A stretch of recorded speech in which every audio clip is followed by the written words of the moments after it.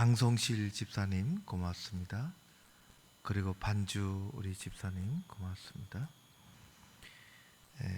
아침마다 식사 준비하는 봉사의 손길들 제가 다 모르지만은 고맙습니다. 수고 많이 하셨습니다. 매일 기도해 주시는 분들 고맙습니다. 인도해 주신 전도사님 그리고 교회 직원 여러분들 다 뒤에서 수고하시는 분들입니다. 고맙습니다. 새벽에 운전하면서 찬송 들으면서 오는 그 길이 점점 가까워지고 짧아진다는 그런 마음을 갖게 된 개인적인 한 주간이었습니다. 하나님께 감사드리고 우리의 기도가 어디 가겠습니까? 평생 하는 기도고 또 말씀이 새벽에만 오는 것은 아닌데 이 한 주간 우리는 부활주일 앞에 두고 고난의 주님을 조금 더 가까이서 묵상하려고 하는 그런 귀한 시간을 가졌습니다. 오늘 이사야 53장 마지막 부분을 읽었습니다. 지금까지 53장은 매절이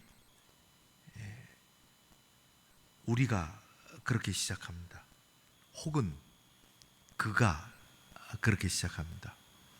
우리가는 누구인지를 우리가 알고 있고 그가는 누구인지를 알고 있습니다. 그러나 오늘 53장의 주어는 53장 10절 마지막 부분 읽은 오늘의 주어는 여호와 하나님이십니다.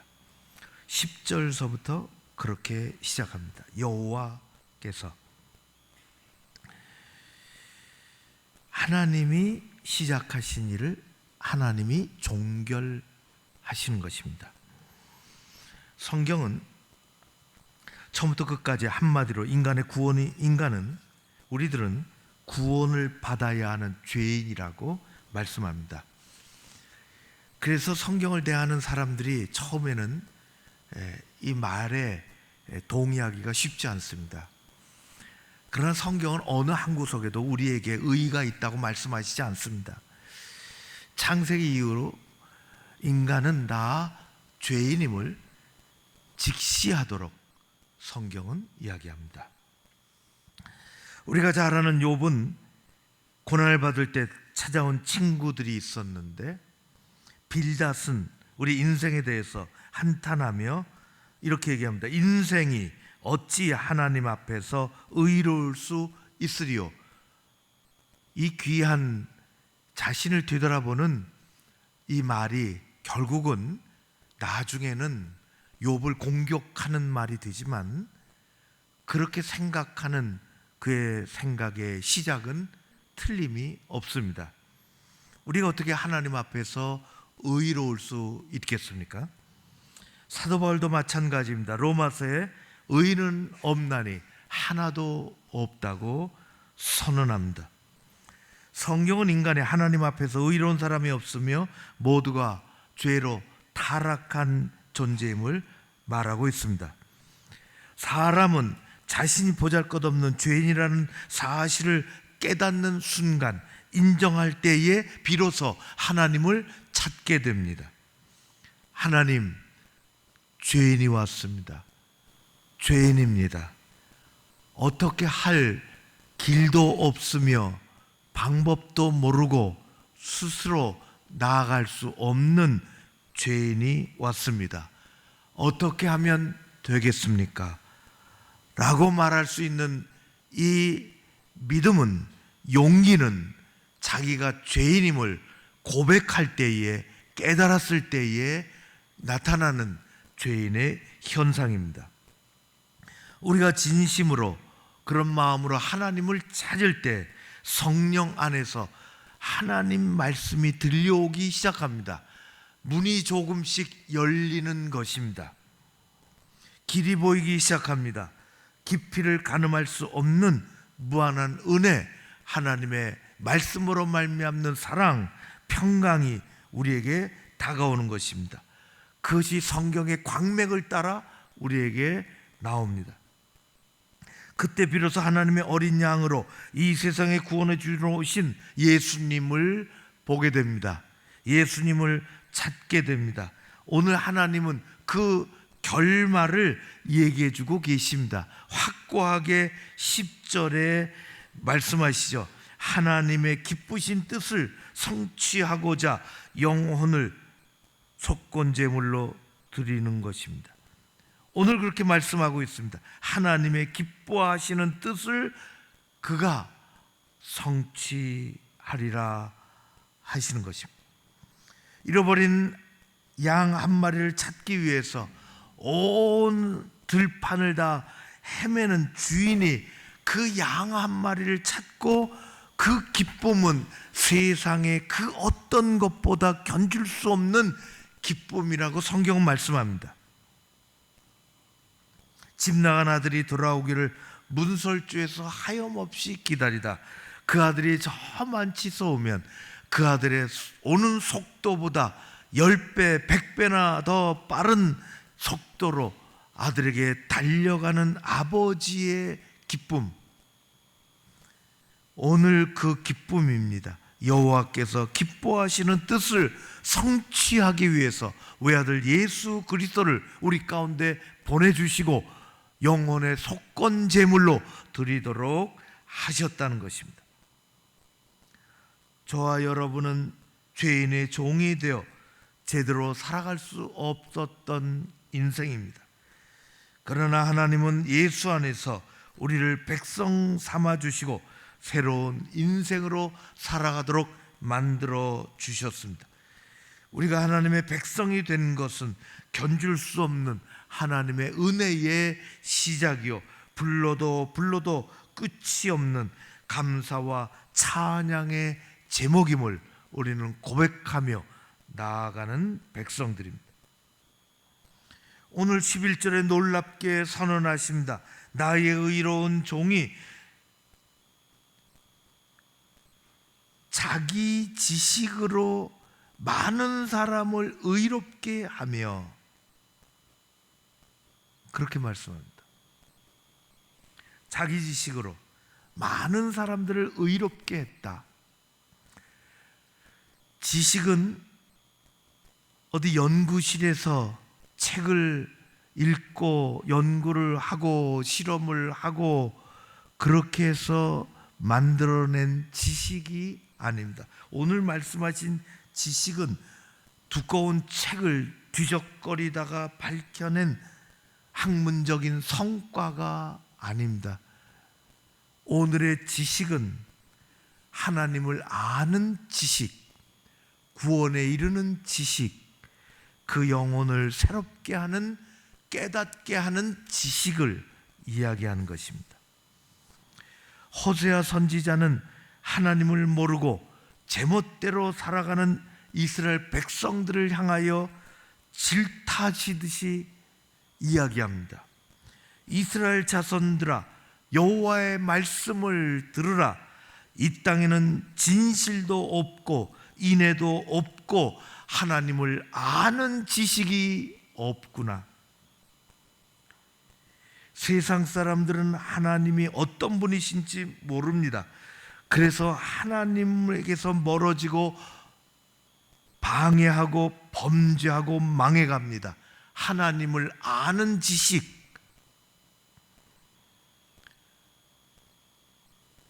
그런 책을 쓴 하나님을 아는 지식. 호세아는 더 나아가서 이야기합니다. 그러므로 우리가 여호와를 알자. 힘써 여호와를 알자.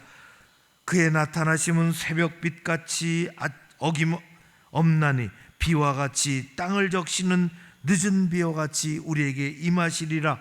여호와를 알자. 하나님을 아는 지식, 하나님을 아는 지식. 하나님을 알아갈수록 우리에게는 놀라운 일들이 변화되어 생깁니다. 하나님을 알아갈수록 사람은 자기가 누구인지를 더 철저히 깨닫게 됩니다. 하나님을 알아갈수록, 하나님을 많이 알수록 그 안에는 영적인 용기가 생깁니다. 하나님을 많이 알수록 내가 어떻게 해야 하나님이 기뻐하시는구나 하는 것을 우리는 더 잘 알 수 있습니다. 그래서 하나님을 알아가는 것입니다. 끝까지 하나님이 어떤 분이신지 신구약 성경에 많은 사람들의 이야기가 등장합니다. 수많은 사람들의 이야기는 그 인간에 대한 이야기를, 그 한 사람에 대한 이야기를 하려고 하는 것이 아니라 하나님이 도대체 어떤 분이신지를 알려주려고 한 사람의 인생을 통하여 하나님을 설명하는 것입니다. 하나님이 어떻게 일하셨는지, 그를 통해서 하나님은 뭐라고 말씀하셨는지, 하나님을 아는 지식, 하나님을 알아가는 삶. 사도 바울은 그래서 예수 그리스도를 통하여 다시 깨닫습니다.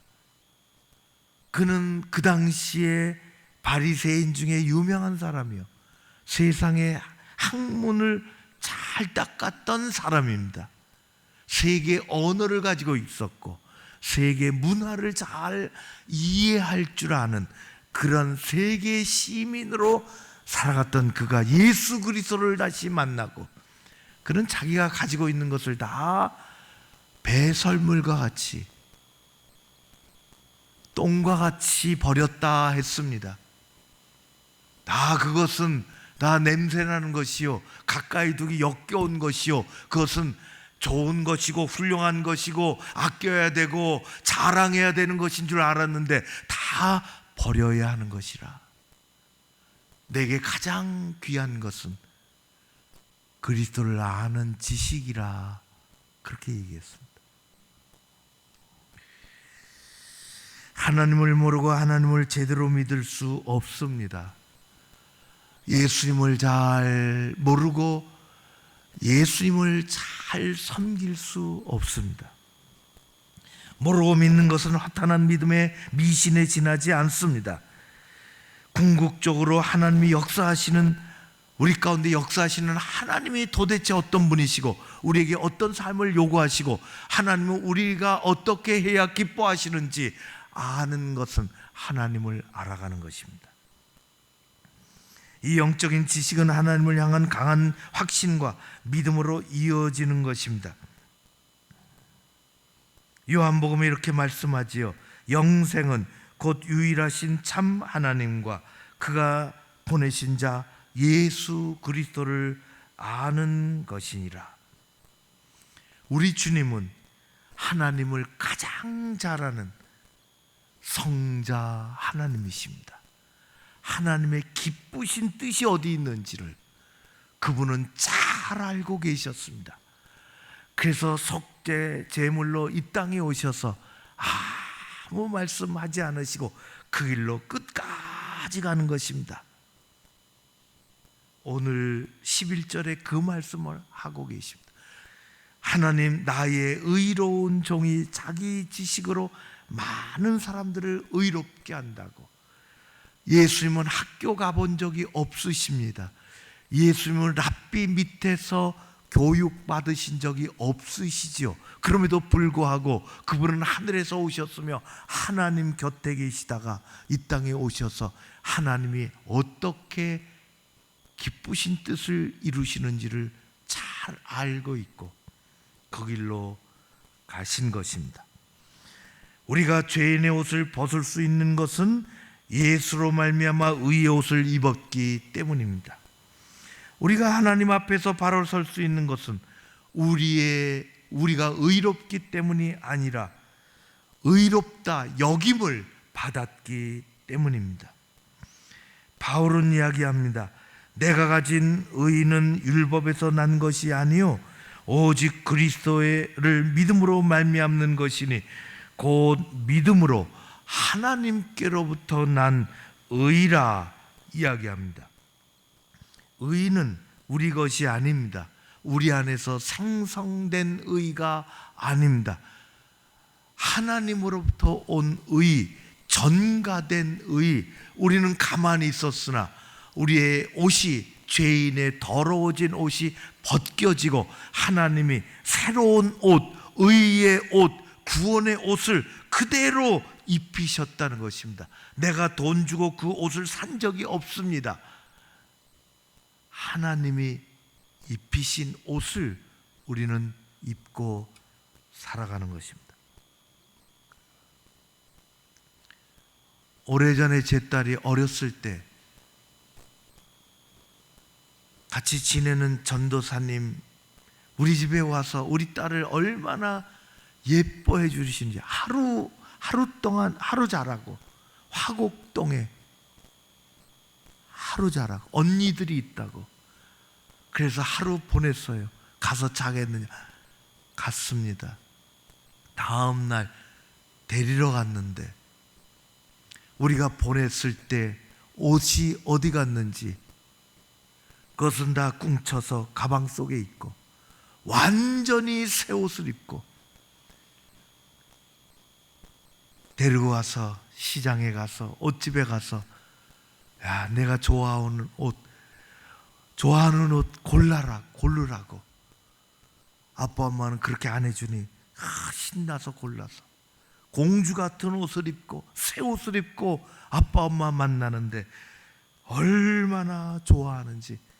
자기 옷은 벗고 새롭게 사서 입혀준 옷을 입고 나타난 그 딸처럼 우리는 더러운 옷을 다 벗어버리고 하나님 벗겨주시고 의의 새 옷을 입혀주신 사람입니다. 세상에서는 몸에 잘 맞는 옷을 입으면 날개 달았다고 하지만 우리가 입은 옷은 구원의 옷이요 은총과 축복의 옷입니다. 우리 주님은 그 길로 가셨습니다.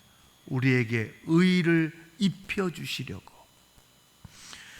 그리고 오늘 마지막 12절 말씀 끝부분에 보면은 너무 디테일하게 십자가를 통해서 마지막 어떤 일이 일어날 것이라고 하는 것을 잘 얘기해 주고 있습니다. 어제도 죽은 후에는 부자와 함께 있다고 부자의 무덤에 묻힐 것을 얘기하시고, 오늘도 범죄자 중에 하나같이 헤아림을 받을 것이며 많은 사람의 죄를 담당하시며 범죄자를 위해서 기도하신다고. 마지막 우리 주님의 7마디 말씀 중에는 범죄자를 위한 기도가 있습니다. 놀라운 일들이 십자가에서 벌어지고 있습니다. 우리는 예수 믿고 영생을 앞으로 얻을 것이 아니라 현재 시점에서 이미 영생을 얻었으며 사망의 그늘에서 벗어나 생명의 낙원으로 옮겨지는 사람들입니다. 하나님께서 택하신 의로운 종이 어린 양으로 우리 가운데 오셔서 온갖 고난과 멸시와 천대를 받으시고 찔림과 거친 채찍에 맞으시며 이루어 놓으신 그 길을 우리는 아무 공로 없지만 우리 주님의 뒤를 따라 가는 것입니다. 십자가는 그분의 마침이 아닙니다. 예수님이 십자가로 마쳤으면 도대체 그 뒤를 따르던 제자들과 그리고 몇몇 여인들은 어떻게 살았을까? 뿔뿔이 흩어져서 그들은 어떤 길을 걸었을까? 상상하기도 힘듭니다. 그러나 우리 주님의 십자가 너머에는 부활이 있음을 성경은 다시 가르쳐주고 있습니다. 예수님 다시 살아나셨다는 말들이 예루살렘에 조금씩 순간 퍼져나갈 때에 따르던 두 사람이 허탄한 마음을 가지고 이런 일이 있을 수 없다, 참 기막힌 이야기를 들었다. 세상이 이렇게 흉흉하구나. 낙심한 마음을 가지고 자기 고향 엠마오로 내려갈 때에 예수님은 영으로 그들 곁을 따라가시면서 왜 그렇게 슬퍼하느냐고 말씀할 때 그들은 허탄한 말을 들었다고, 죽은 사람이 어떻게 부활하느냐고 그렇게 그들은 자기의 말을 내뱉었을 때에 우리 주님 이렇게 말씀하셨습니다. 예언된 모든 것을 믿지 못하는 미련한 사람들아, 그리스도가 고난을 받고 자기의 영광에 들어가야 할 것을 왜 믿지 않아야 하느냐. 여러분, 우리 주님은 십자가를 넘어 그 부활의 영광으로 다시 들어가실 것입니다. 하나님의 영광을 온 세상에 드러내실 것입니다. 우리의 마음도 밝히실 것입니다. 무덤이라고 하는 것은 어두운 곳이요, 거기 불을 켜놓는 사람이 없습니다. 죽음은 어둠의 세상입니다. 세상을 어둡게 만듭니다. 그러나 우리 주님의 부활은 그 어두운 무덤을 밝히시는 것입니다. 문을 닫아놨지만 그 돌문을 천사들이 열어 제끼고 우리 주님의 영롱하신 부활의 빛이 가득하도록 온 세상에 어둠이 물러가고 하나님의 빛으로 가득하도록 부활의 새벽이 오게 만드시는 것입니다. 고난을 넘어 새 길을 열어주십니다. 인류가 한 번도 경험해 보지 못한 부활입니다. 로마서 8장에 사도 바울이 이야기하기를 현재의 고난은 장차 우리에게 나타날 영광과 비교할 수 없도다. 우리는 십자가의 사람이요 부활의 사람입니다. 십자가는 우리에게 죄를 알게 합니다.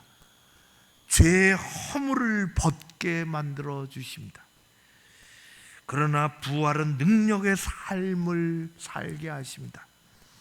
영광의 길을 걷게 하십니다.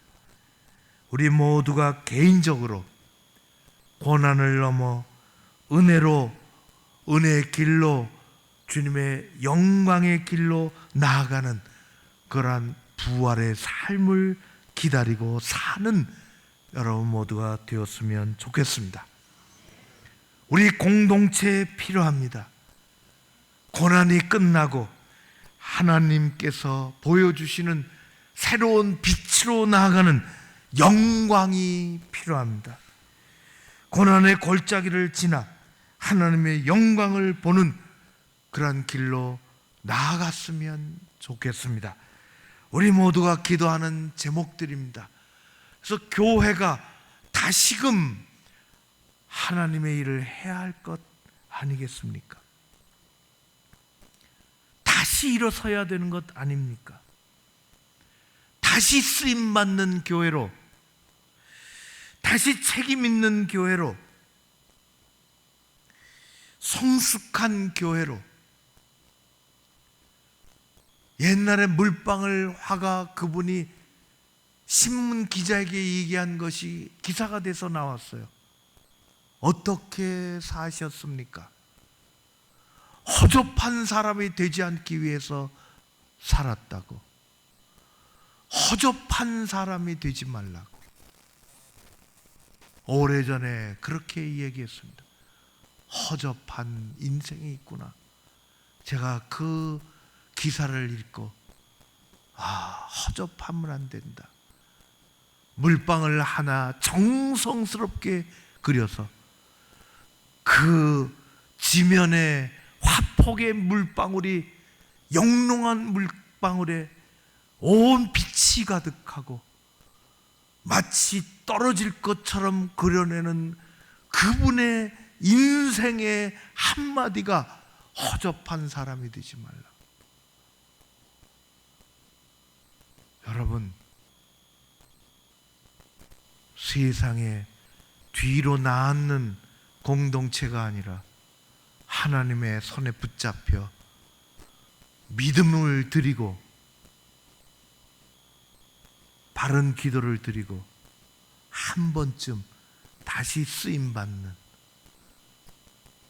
그러한 뒷길에서 앞길로 하나님이 기뻐하시는, 하나님이 근심하시는 그러한 공동체가 아니라 하나님이 기뻐하시는 그러한 공동체가 되어줬으면 좋겠습니다. 허접한 교회가 아니라 주님의 영광이 나타나는 부활의 교회, 새로운 교회, 쓸모 많은 교회, 큰 일을 계획하는 교회, 하나님이 손에서 놓는 교회가 아니라 그 손에 붙잡히는 그러한 귀한 영광스러운 교회가 되시기를 기도합니다. 고마우신 아버지 하나님을 찬양합니다.